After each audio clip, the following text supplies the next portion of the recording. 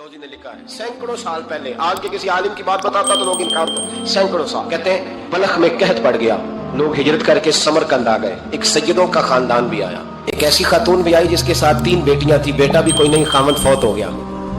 मस्जिद के साथ मेहमान खाने बने होते थे, वहां उसने बच्चों को ठहराया और निकली समरकंद में कि कोई आदमी मिल जाए और उससे कहूं कि थोड़ी सी मदद हो।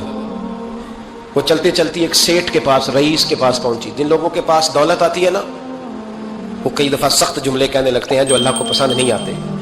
वो सेठ के पास गई तो जाके कहने लगी, मैं गरीब हूँ, परेशान हूँ, बलख में कहत है, सारा जमाना जानता है, तो मैं इसलिए समरकंद आई हूँ, बेटियों का साथ है, न रहने को जगह है, न खाने को रोटी है, न पहनने को कपड़ा है, मेहरबानी कर, थोड़ी मदद कर। कहने लगा, हो कौन?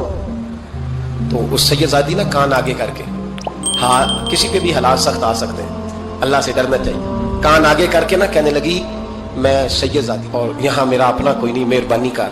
तो वो सेठ साहब, चौधरी साहब कहने लगे, मुझे कैसे पता चलेगा तू सैयद है? तो सैयदादी ने अपना पल्लू खोला और अपने आंसू दोनों आंखों से साफ किए, तो कहने लगी, अल्लाह तेरा भला करे, मैं साबित नहीं कर सकती कि मैं हुजूर का खानदान, मेरे पास कोई दलील नहीं, मैं नहीं बता सकती। चल ठीक है, चली गई।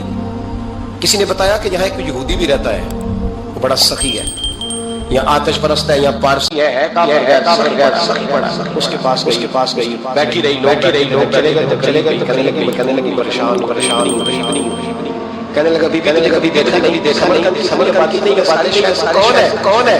कहने लगी तार से तो अच्छा है। उसने कहा चलो पता चल जाए। तो कहने लगी, मैं मुसलमानों के नबी की औलाद, मुसलमानों। उसने कहा पैगंबर खुदा की औलाद। उठ के खड़ा हो गया, बीबी को साथ लिया, घर गया। कहने लगा, जो साफ सुथरा कमरा है ना, उसे फिर धो डालो, एक दफा फिर धो डालो। कमरा धुलाया, साफ कराया। फिर कहने लगा, बीबी मेरे बर्तन ज्यादा साफ सुथरे नहीं, मैं नए ना खरीद के ला दूं। फिर नए बर्तन लाया। फिर अपने बच्चों से कहने लगा, ऊंचा ना बोलना, ये सैयदा फातिमा की शहजादियां आई, यहाँ कोई शख्स ऊंची बात ना करे। फिर कहने लगा, बीबी जो मेरा बिल्कुल तैयब और हलाल रिज़्क है ना, ये उसमें से लंगर है, लेकिन चूंकि मैं गैर मुस्लिम हूं, मुझे सलीके नहीं आते, जैसा तैसा भी हो ना, इसे कबूल कर लेना।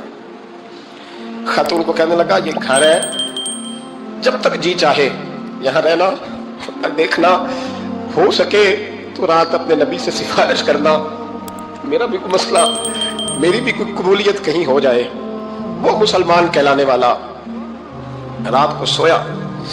कहते जन्नत सजी हुई है, लोग जन्नत में जा रहे हैं, लाइनें लगी हुई हैं, नबी पाक लोगों को जन्नत में भेज रहे हैं।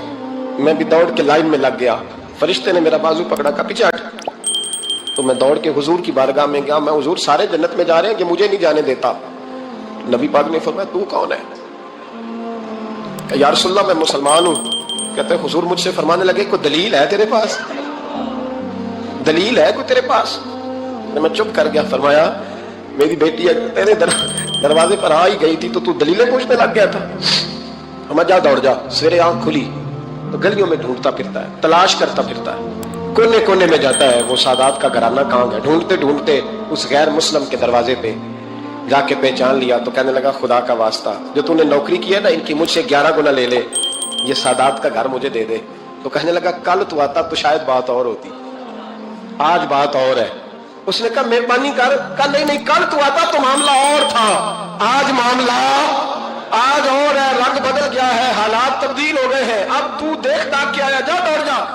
कहने लगा, नहीं मेहरबानी कर, दे दे। तू गैर मुस्लिम में तेरा क्या ताल्लुक? कहने लगा, चुप कर, गैर मुस्लिम में कल तक था, कल से सैयदों से प्यार किया है तो मेरे हालात संवर गए हैं। वो जो नजारे